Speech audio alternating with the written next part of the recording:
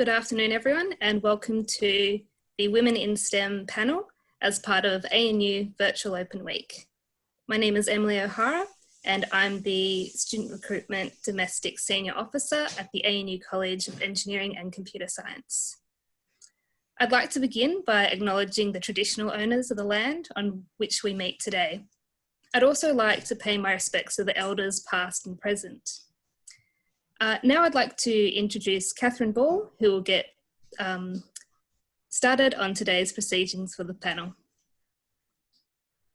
Great stuff. Hi, Emily. Thank you very much. Hello, team. Right, before we get going, I would also like to acknowledge the traditional owners of the land on which we gather. Obviously, we're in a virtual place. Please always make effort. I'm here in Brisbane, and I am currently in an area which has been known for innovation and language and sharing of culture for tens of thousands of years for the Jagera and the Turrbal people. And I'm really honoured to be here on Jagera and Turrbal country today.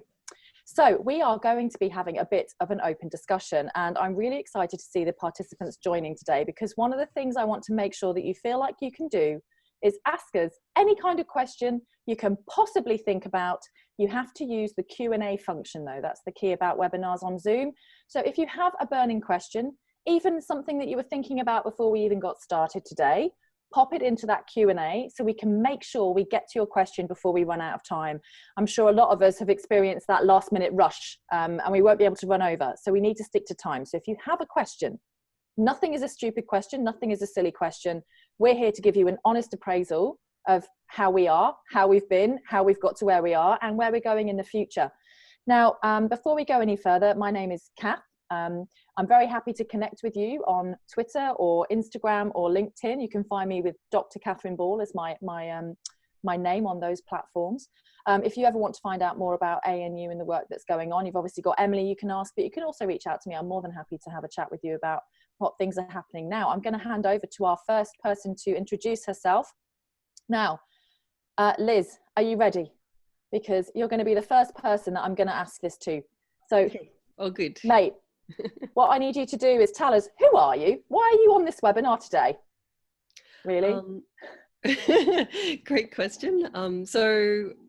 If I think back on how I got to where I am at school, I always loved math and looking at ways to apply that to the real world, and renewable energy, grid integration.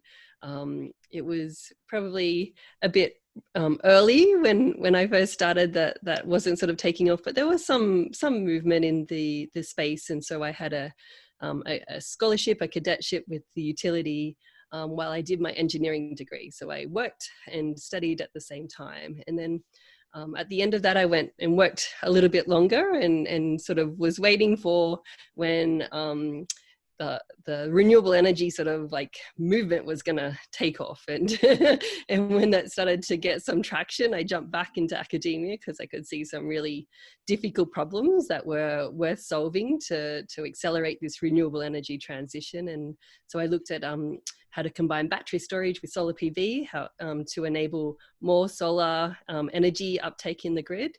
And then at the end of my PhD I went off to the US, and I worked in California, both at the University of California, San Diego, and then at the University of California, Berkeley, which was an excellent opportunity, working again in academia with industry and commercializing research, sort of helping to drive this renewable energy transition. And more recently, I came back to Australia, which is delightful. So I've been here at the ANU for 2 years, and now I'm sort of growing my own research team and my students, and we're sort of driving this technology forward, so to enable us all to basically turn our lights on, and the energy we get will be from free energy from the sun, right? Instead of like digging up coal and burning it and the like. So that's sort of my vision, is how to create this carbon neutral electricity grid. And that's sort of what led me here today to be on the panel. So a statistic I heard the other day that actually really scared me, and it was from the Pawsey Data Centre in Western Australia. And we were talking about the data storage burden that we're going to have.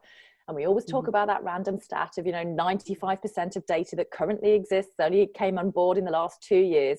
And so this person I was talking to, Mark Stickles, he said, 25% of our carbon footprint in the next 10 years is going to be purely data storage. What on earth does that mean for a carbon negative or carbon neutral data business? Are we going to have to start floating servers in space to keep them cool? How on earth are we going to cope with this idea of having, you know, renewable energy? Are we going to be selling renewable energy? What can you talk to us around that? Is that a real thing? Is it a feasible thing? And where does Australia have a part to play?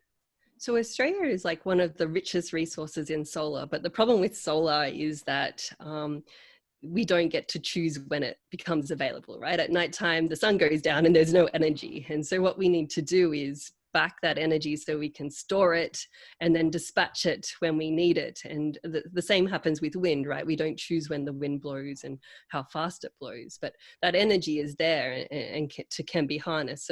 So energy storage, like be it battery storage, be it you know, hydro storage or other forms of storage, we need to sort of save that energy. And because we have so much like energy available, like from the sun, is kind of you know, it's free and it's abundant. You know, the problem with data centers and their low growing isn't really a concern in terms of just like the energy we have available. It's just harnessing that energy. So I hope that answers the question. Is yeah, we can keep the data centers cool. We just need to harness the energy to do it. So in your career and how you got to where you are right now, and this is wonderful, you're building your own team. This must be so exciting because you're actually going to be able to create your own future to a certain extent in terms of the funding that you go for, the staff that you hire, the students that you teach, the content that you bring to the university. Was there a role model for you somewhere along that path, or did you really have to cut your own way through the forest there, Liz? Who was there that sort of inspired you to this?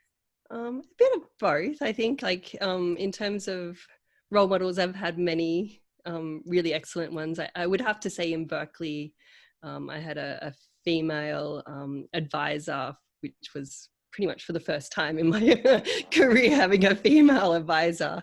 And she was also a single mum when she went through academia, and really, I suppose, showed me you can do it. You can, you know, have children and also a career in academia, and sort of modeled how I balanced those two things, because I felt like, you know, that was something I didn't know what to do, and she sort of held my hand through it. But in terms of like creating you know, my group and my research group, it's kind of something I've evolved.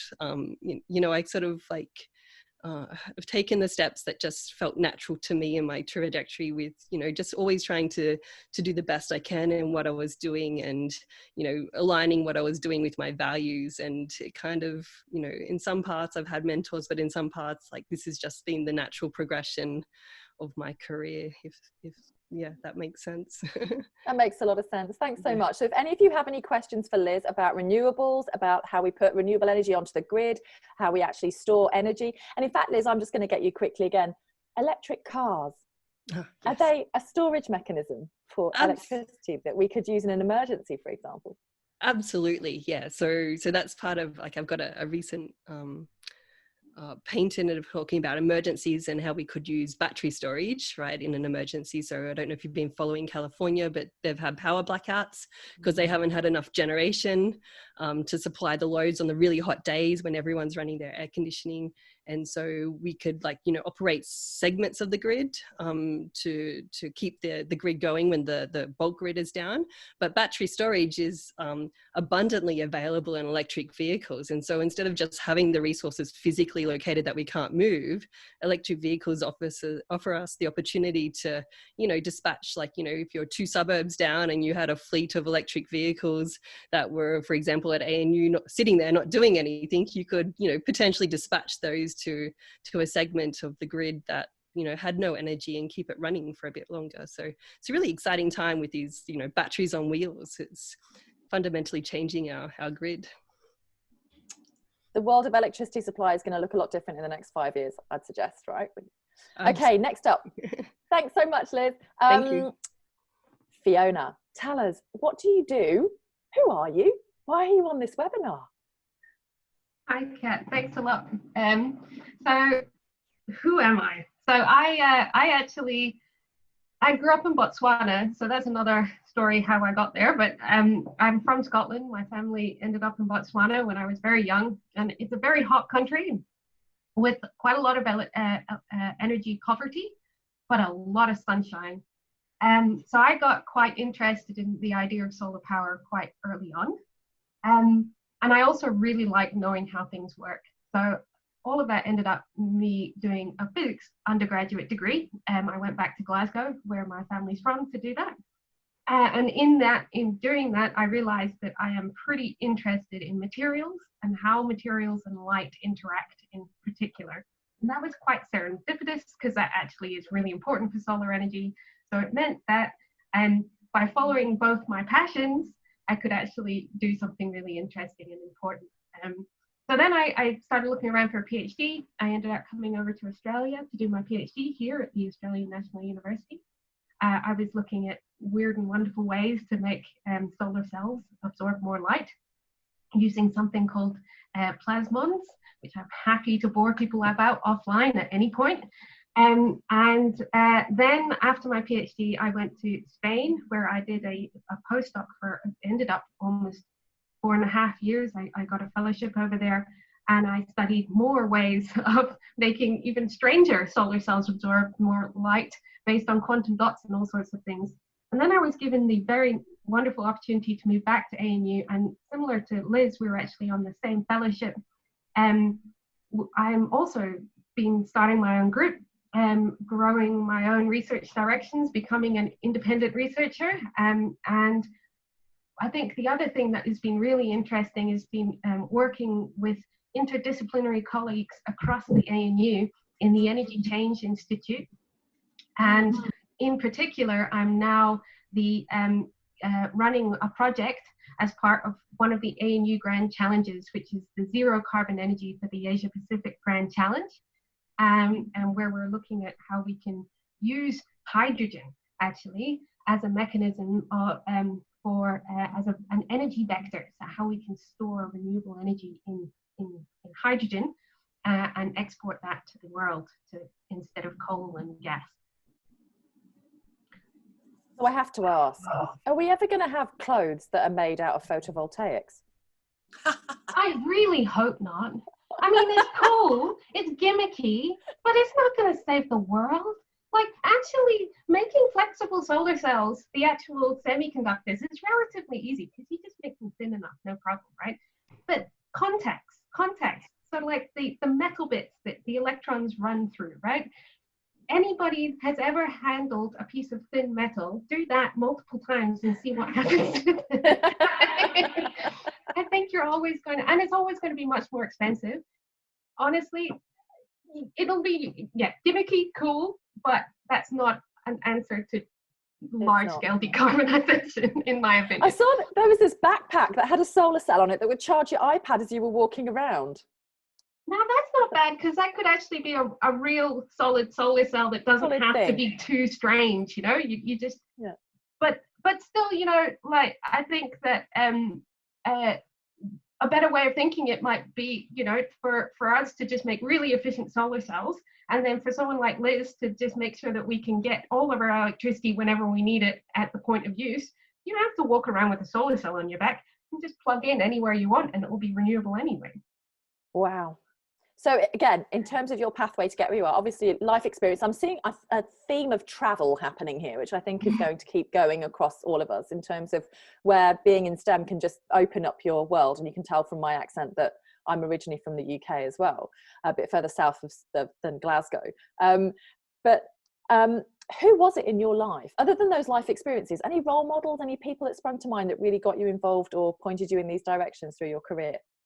So I actually, when I was an undergraduate at Glasgow University, so Glasgow's got a really great physics department, and there were some really interesting researchers there who I worked with. But you know what? I had one female lecturer, and she was the first. It's a bit sad actually. So, and I'm not that old, and she was the first female professor of physics in Scotland when I was doing my undergraduate degree. It's ridiculous, right? But saying that, when I moved, I actually did my PhD under Kylie Catchpole, who is a woman, and she has been a fantastic role model throughout my career, actually, long past the end of my thesis, and she still is someone that kind of walk into her office and go, okay, what do I do here now? And she's always very generous with her time.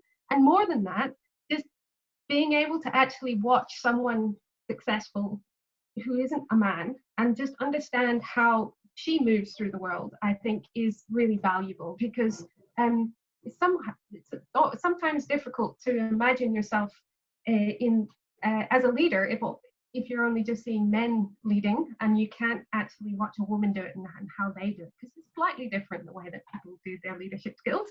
And I think men and women do have in general have a different approach to it. Anyway, that's a whole big can of worms that maybe I shouldn't open at this point. Oh no, that's fine. If you have a question about something that's just been said that you would like to see opened as a can of worms, please pop it in the Q&A. We are yet to have any questions in the Q&A. There may be a prize if someone asks a question. I'm not promising anything. Okay, moving on. Prasanga, tell us about your work and where you're from and how you got to where you are and why you're on this webinar. We'd love to hear about your journey. So as you could tell from my skin color, I'm South Asian. I'm from Sri Lanka, so I grew up in Sri Lanka. And kind of a common theme with Fiona and Liz, I was good at math. That's where it all started. I wish I was good at music, but I'm not. I'm a terrible singer, and I can only play piano if the notes are given in front of me. I cannot compose anything, even though, I would have loved to become a musician. That was my dream, right? But I was good at math. So I had to find something that kind of entwines math and music. So I ended up becoming an audio engineer or researcher. So it just combined, I would have never imagined the things I'm doing now when I was 16 years old.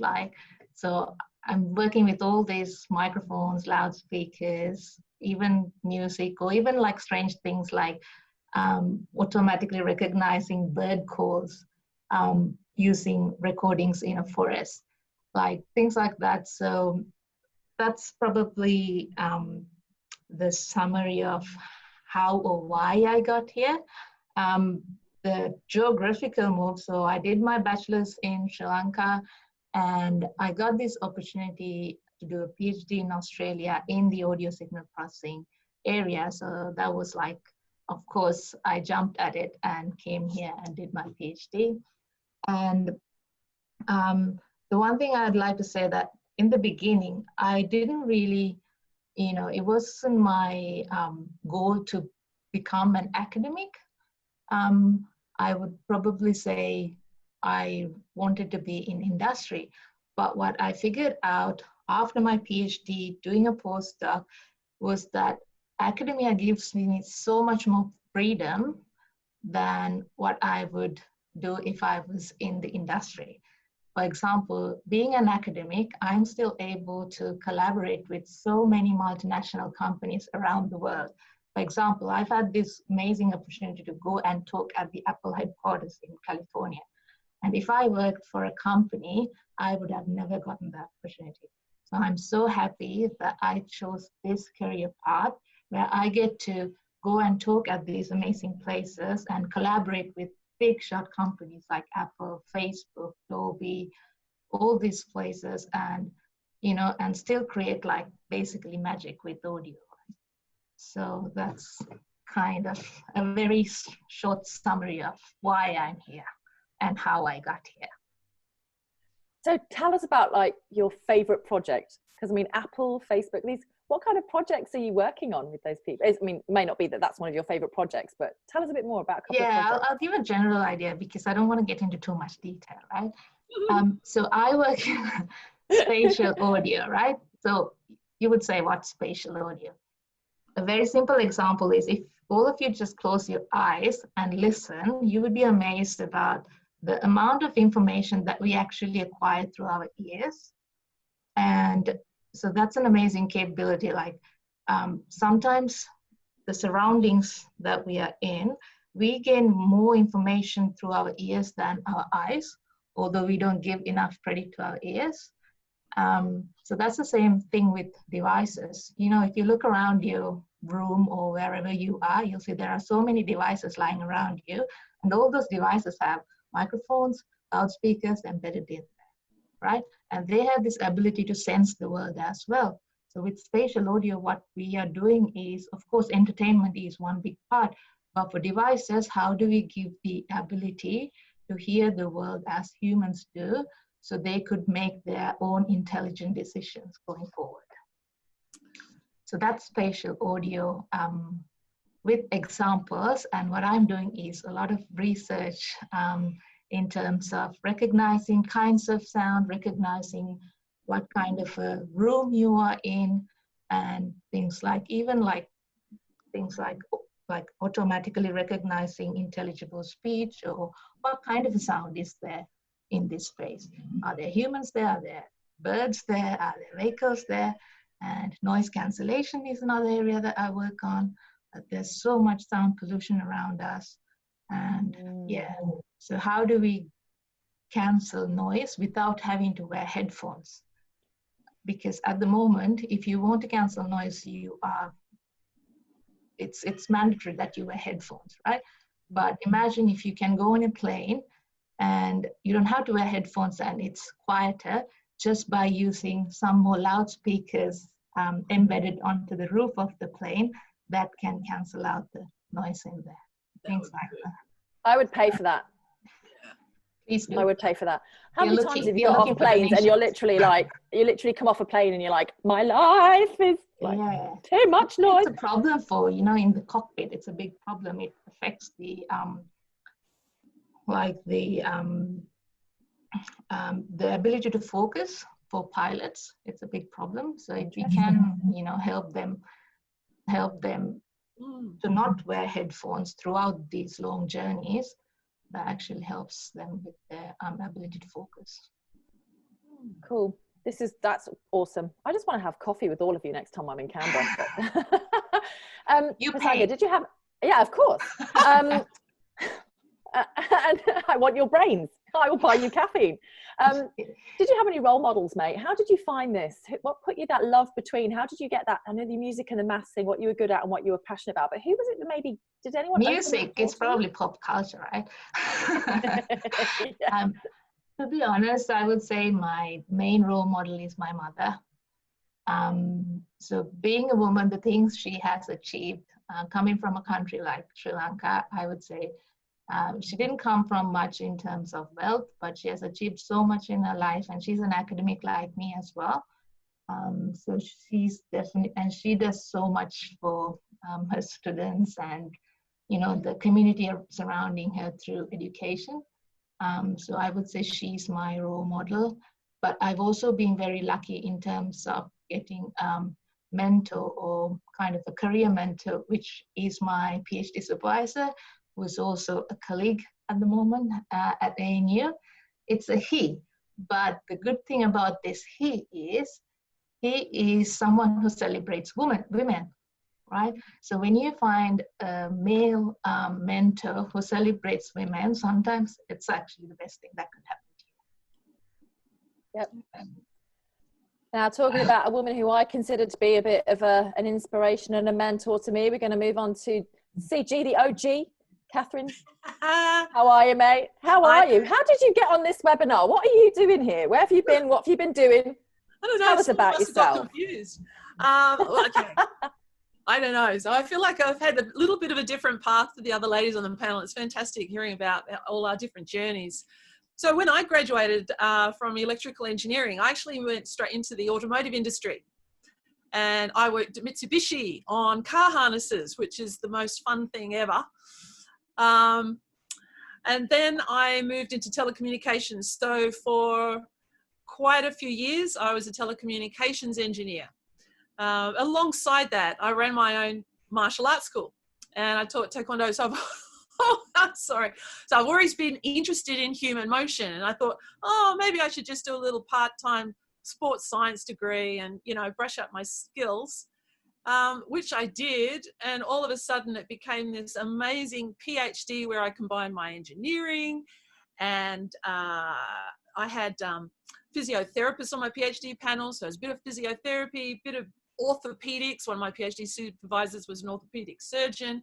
And combining that, I had this most amazing PhD ever. My part of it also included a lot of image processing and signal processing with medical imaging. So that's how I had a long career, and then I've come back recently into academia as an early career researcher, which is fantastic. So I'm the lecturer here for electronics. So electronics is also a great passion of mine, and that's what I teach. But I guess my greatest passion of all is to where that intersection of technology and health is. And what I'm particularly interested in is improving people's mobility, people who have mobility issues. And I think that there's so much that we could do in that area. So that's where my engineering and my sports science and my taekwondo all seem to come together. So that's me. That's you. So, did you have any role models? I mean, who pointed you in all these directions, or was it just that you just followed your interest? I mean, well, my dad was an engineer in the rocket industry. In South Australia, we had one of the world's leading rocket industries in the 60s and 70s. And so I grew up with rocket paraphernalia and, antennas were letter openers and that kind of thing. My mum was a mathematician. She was the head of a maths department. So that was great. And then, you go to your course, or whoever says, gives you recommendations on what you should do at university. And so you take my marks and they say, you can do medicine. I say, nah, I hate blood, I'll pass out. True. Or you could do law. No, not great with English. Or you could do engineering. And really, I'd always intended, I think, to do engineering. I'm a bit like Fiona. I just constantly want to know how things work. Always, I kept pinching my brother's electronics kits and his Meccano. And my great mentor, when I came through engineering, there were 4 girls, and 2 of them were Malaysian exchange students who were great friends of ours. There were no women at all in the faculty. I never had a woman lecturer in my entire engineering degree. So this is amazing development for me. So my great mentor in the early days was a gentleman called Professor Kamran Ashragian, who got me very interested in semiconductors in the early days. And he did suggest that I stay on to academia and do a PhD, but I was too interested in making some money. So I went into industry. But he was a great mentor, and I always had him in mind. But some of the mentors I have now that I've watched with great interest, the CEO of Engineers Australia, the new CEO, Dr. Bronwyn Evans, she's an amazing engineer, and she's had an incredible career. She was the head of Standards Australia. So I'm very interested in what these other women have also done with their careers. So, yeah. Okay. CG, the OG, thank you so much, mate. Right, we're going to keep this as a bit of an open quick fire just to keep the energy going. We're halfway through. So we've had a question here about what piece of advice would you give to yourself at 16 years old? Liz, you first. So to just do what you love, right? Sort of, even if you're taking a trajectory and it doesn't quite fit, you kind of find a way to work it in, I suppose, with what you're doing. So, if you know what you love, great. If you know what you're good at, then, keep doing it. And eventually you'll find that thing that, really sort of, motivates you intrinsically to just, go out into the world. Everyone has a different thing, but my 16-year-old self, I'd just say, keep doing math, keep loving it, and keep going. Yep. That's awesome. Fiona, 16-year-old Fiona, what would you say? Yeah, I would say don't worry less about it, pretty much following on from Liz, worry less about the details of the path and just focus on gaining the skills you think are interesting and important. And that's a really boring way of actually just saying do what you love. The world of work is changing so fast right now that even if you did have a plan, it would be out of date by the time you're going to get a job. The best thing you can do is just, skill yourself up, and also understand that there's no point at which you just have to stop, right? You can keep learning. So if you're constantly trying to plan for you know, some possible future and not doing what you love, you'll just never enjoy the learning as much as you could, right? So yeah, do what you love and worry less. I think I need to tell myself that on a daily basis, and I'm 41. Oh, me too. I think I need to get it tattooed on my forehead. Worry less. Not on your forehead, on the mirror. Let's make some t-shirts. Let's not do tattoos here. Let's do t-shirts. Oh, that's much more sensible. I don't know why I went straight for the tattoo. Yes. Because you're a problem solver. Prasanga, 16 years old, in Sri Lanka. How did you get to choose?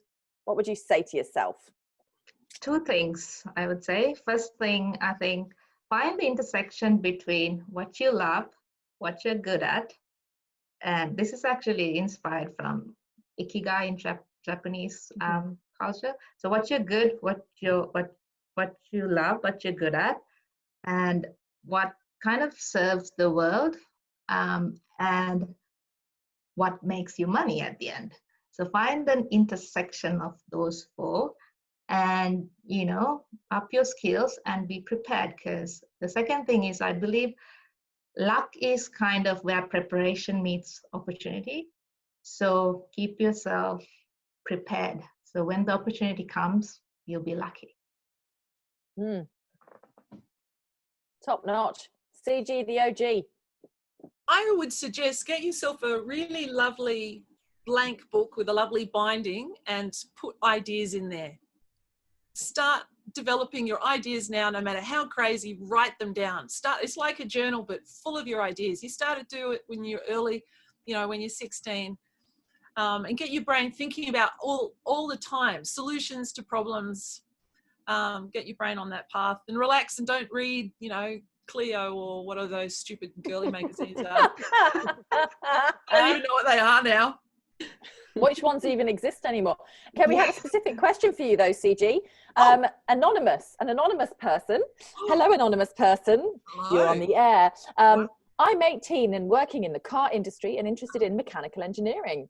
There have been occasions where it's difficult to get respect from older men at dealerships, and they tend to underestimate me. Do you have any advice on how to approach these types of situations in life? I work with Ford. Oh, change companies. No. Okay. Well, look, Ford. Well, sorry, that was my first car. Was a Ford 1988 red Ford Escort. Sorry, I've got a lot of love for Ford. Oh man, see, and say that. Gosh, okay, already treading on toes here. Well, it's fantastic, and well done for being in the car industry. I think that is amazing, and I think we're going to see huge changes in that industry in the next few years. And I actually think Australia could be a leading light in that area. I think it's wonderful. How to get respect from older men? Well, I was always a little bit of a surprise. So people, yeah, it's a tricky one. Just be good at what you do and keep learning, keep developing your skills. I think that was Prasanga or Fiona said that. Keep developing your skills, have confidence in yourself, and you know, relax a little bit. So when I started working at Mitsubishi, I was dearie, love, sweetheart, you know, and that was fine for a while. But you know, people started to respect me, and then it changed, and they just saw me as a colleague. But it took time, and it took a little bit of patience. So I don't know. Do you mind if I jump in here? I have a comment about this. So you can't tell because I'm sitting down, but I'm 5 foot nothing, so that's 1.5 meters. So not only am I a girl, I'm really small, like physically. Aww. And I quite often find that, you know, now I'm in a position where I sometimes get in the room with really quite senior men, not only older, but senior, you know, like, and I find that I have to work a little bit harder to be taken seriously than the other men in the room. And that kind of goes against, so if I had my choice, I would, you know, always acknowledge my ignorance, be quite humble about what I know, ask a lot of questions. But you know what? In a room full of men that don't know you, those first 15 minutes, be a little bit forward. be a little bit show-offy, be a little bit more pushy than you feel 100% comfortable doing. And then, as Catherine said, once they know that you are actually, equal to them, know what you're talking about, then you can actually, take your foot off the pedal a little bit and just sort of be a bit more yourself. But it's taken me a number of years to learn this, and it's not something I really enjoy doing. Every now and then, you just need to assert your right to be there. And unfortunately, this is still true. But, maybe, hopefully, by the time the new generation that we're talking to right now are in our positions, this won't be necessary anymore. But yeah, that's how I deal with it. I'm 6'1" and I still have the same issue. I just don't even think it's maybe a height related thing. I think maybe we need to find some research on that and test it. But I'm the same. I used to have to speak lower and louder in order for people to even hear what I was saying. And the number of times I was he-peated, that's when a man repeats what you say and suddenly they own it. Oh, it's the I've been mansplaining. he-peated. Oh, mansplaining, he-peated, everything, right? So what I've then done is whenever I was the only woman at the table, I actually used to physically invite other women into meetings and physically invite other women along to certain, events and this, that, and the other. I'd even call events organizers and say, how many women have you got coming along? Because I'd like to bring 2 colleagues on top of my paying for my registration, and I don't want to have to pay for them. What can you do for me? And normally I'd be able to take people along with me. So I think we are seeing a change, and that change is accelerating because the number of us that are getting to these levels are doing exponentially more than was done for us. And there were things done for us by men and by women, but I think we've just got to keep going because we're not there yet. And we also maybe need to recognize now that the next wave of feminism is intersectional. This isn't just about straight white females. This is actually about diversity in all of its intersectionality. And so that's kind of where I'm still trying to learn and trying to be a great ally, as well as really representing the women in STEM relationship. But that's enough about me, because we have some more questions. Now, this is one that we touched on earlier. How much opportunity for traveling does a career in STEM or engineering provide you with on an average year? And Prasanga, I'd like you to tell me, how many times have you been to see people in Silicon Valley? Is this something that happens on a weekly basis? And we'll go around the group, but starting with yourself, how often do you get to travel with your research and your work? I mean, if I'm willing to, I guess I could travel only to the Silicon Valley or say US probably more than 6 times a year, but that's if I'm willing to. So I'm not, because it's a very long flight to get to US from Australia, right? You really love to travel when you're younger, but then once you travel multiple times, you don't want to eat airplane food ever again, right? So yeah, I would say I would say in the tech space, as much as you want to. Basically, there's so much opportunity. There's like traveling I would say there's no financial constraints with regard to travel. I mean, Liz, you've been via the US as well. I mean, are there other countries that we're looking at? And we talked about, Botswana in terms of the humanitarian engineering aspects of the grid and of power and power poverty. What kind of travel have you done? Could you have for, every year of your career going forward? For me? Yeah. So I suppose I have 2 minds with travel. Also, it contributes to carbon emissions, right? So, and I have a small child, and so of course, like I was in the US at least twice last year. I could have gone 3 or 4 times. I also teach, right? So you're sort of balancing teaching and to travel. In terms of traveling more broadly, conferences are something we go to regularly and meet. In terms of energy poverty in South Africa, there's a lot of excellent, amazing startups in there, like Bbox, and which is I think out of the UK, which I have friends that were living there and working with that sort of space. But because I've only had like 2 years, I suppose, of setting up my team and pretty much unlimited travel, I haven't had a chance with clearly the pandemic to travel as much as I would like. But yeah, absolutely, that's definitely on the horizon and the radar. Fiona, obviously travel was in your youth? Yeah. How often do you get to travel a year with what you do? So in 2019, I had a year where I went to Singapore, I went to China, and I went to the US, all for conferences. And then I kind of collapsed in a small heap for a while. So, but I think we should make a point here that, you know, this is academia. So academia is only one part of STEM. And I think it's also important to realize that, and traveling, there's two ways to travel, right? There's this short-term work trips, which I actually don't like that much. I find them stressful. I hate airplanes. But there's another way, which is really exciting, which is going and living in another country. So I did this. I actually came to Australia to live here. I kind of failed because I ended up staying here. But, you know, I don't know if it's travel after this long, but I lived in Spain for 4.5 years.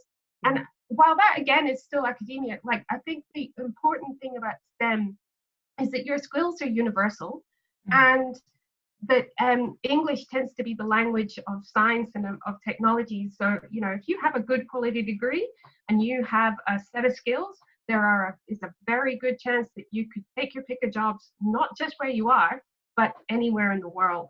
And I see this with my friends. It's actually become a bit of a problem now. I can't seem to keep friends in the same continent as me. Everyone keeps flying all over the world for these amazing opportunities. So I think that there's definitely a lot of travel. Short-term and long-term opportunities. CG, in your academic careers, all the different careers you've had so far, good opportunity for travel. That was the question: was how often do you get to travel with your skills, with your work? Yeah, not when I was doing my PhD, I did quite a lot of travel. I attended a lot of conferences around Australia and internationally, and we've been collaborating with a fantastic research team in Cardiff. And that's been brilliant. I've loved that travel as well, but that kind of has come to a bit of a halt at the moment.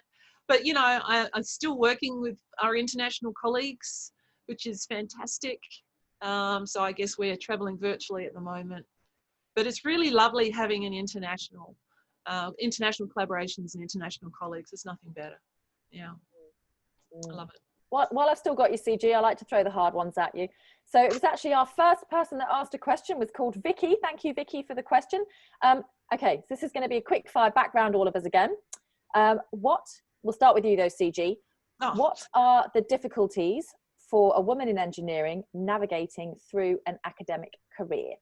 So I'm wondering if we could all maybe identify one thing that we've come up against and how we've dealt with it. Okay. Well, for me, coming from industry back into academia, I just had to really learn how to focus and work deeply at a high level. That was actually what I spent a lot of time working on, making sure that I could concentrate.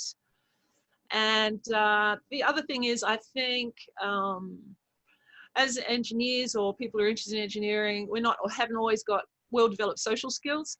So I think that's one of the skills. The key skills is learning how to deal in social situations with many different types of people, and that also sort of weaves into the previous question about what do you do when people don't respect you.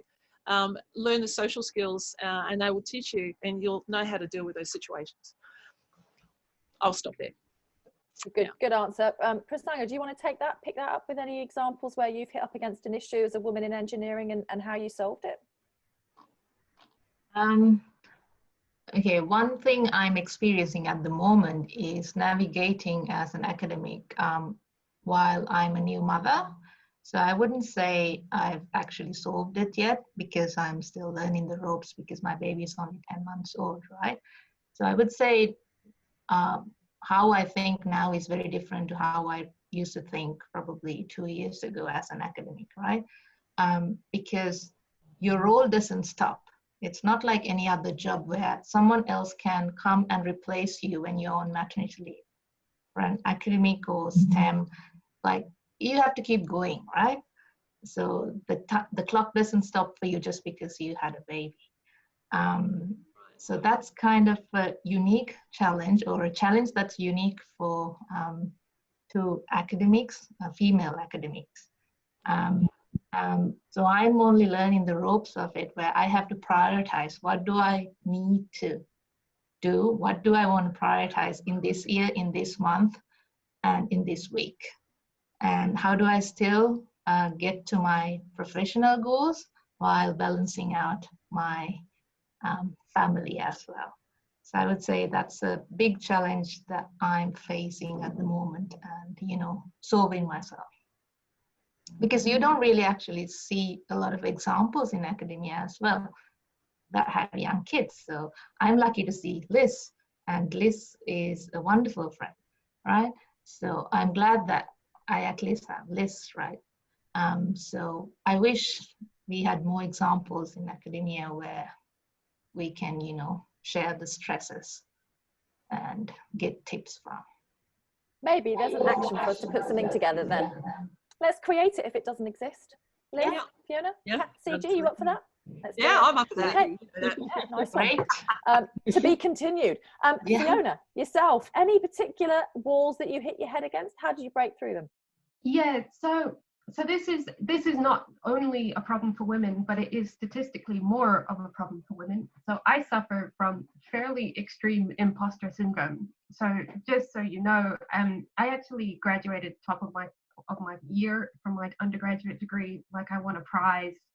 I was also nominated for a prize for my thesis. I'm not telling you this to show off. I'm telling you this because despite all of this, on several times a week, even after 10 years, I still go, oh my God, I shouldn't be here. How come I'm in this room? And this is an ongoing problem for me. And I just have to, I have to give myself a good talking to quite often about, you know, that you can do this and that you shouldn't walk away.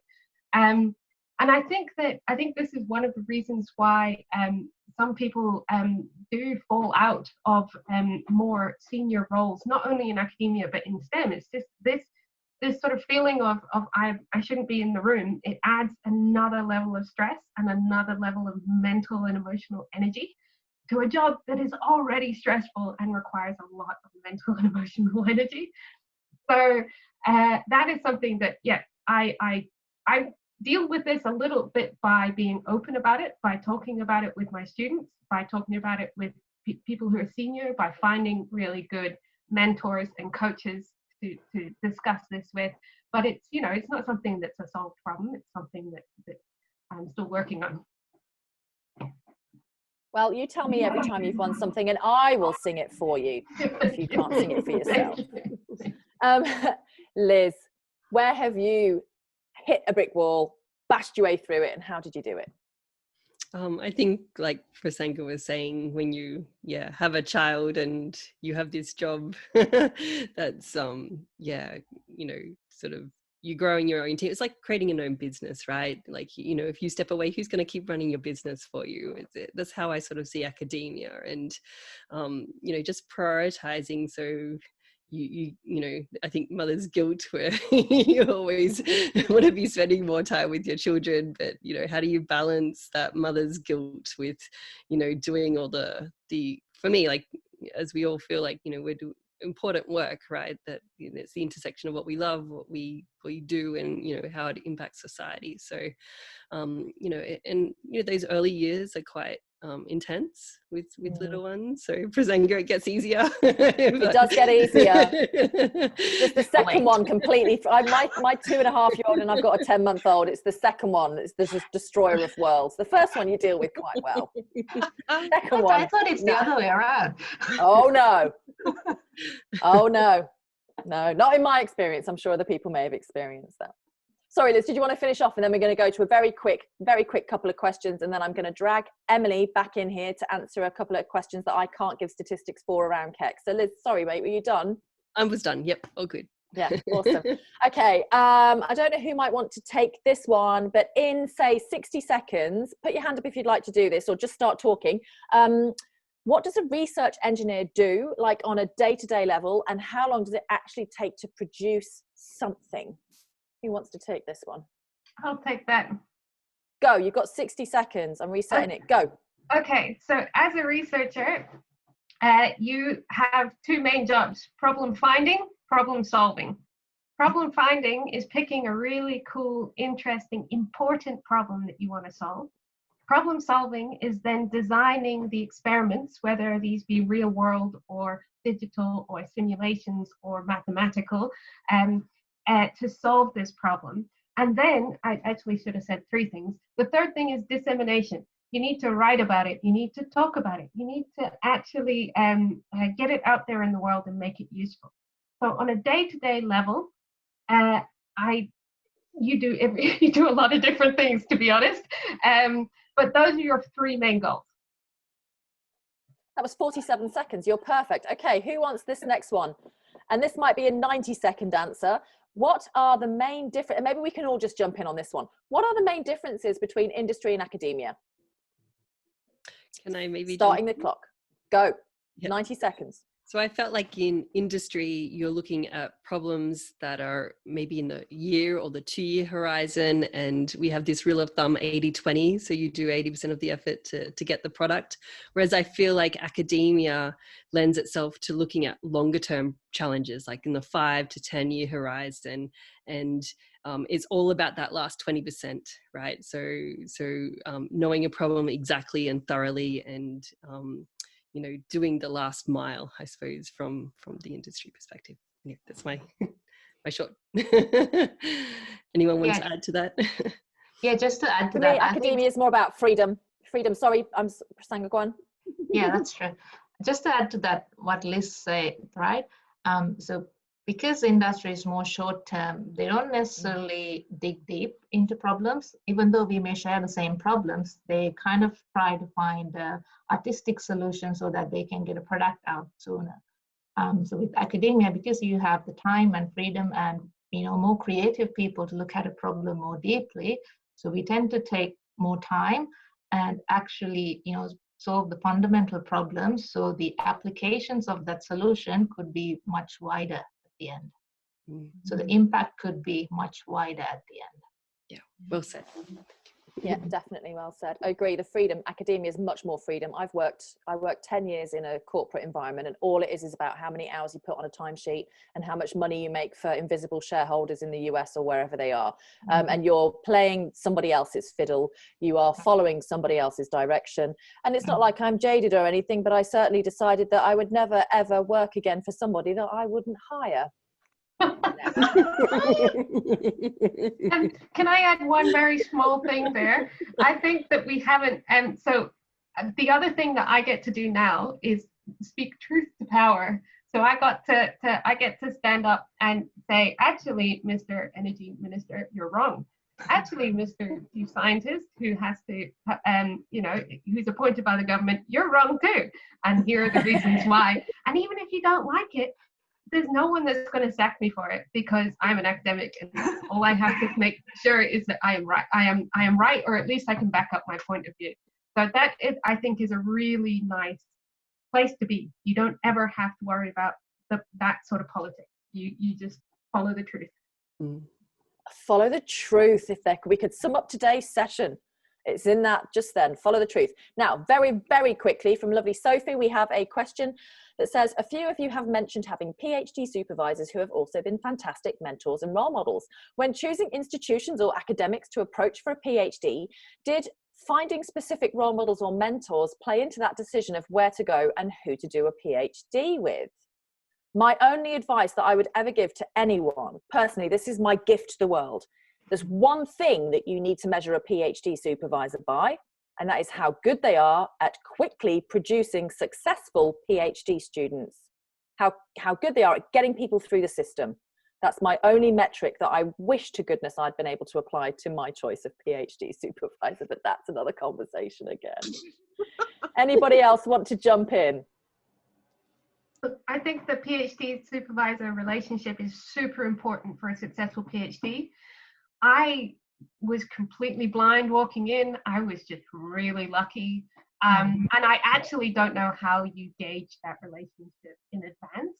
Talking to their existing students is probably a really good idea. So I did great for my PhD, not so great for my postdoc, but again, I will put that in the other story basket. But yeah, so that's my 2 cents on that.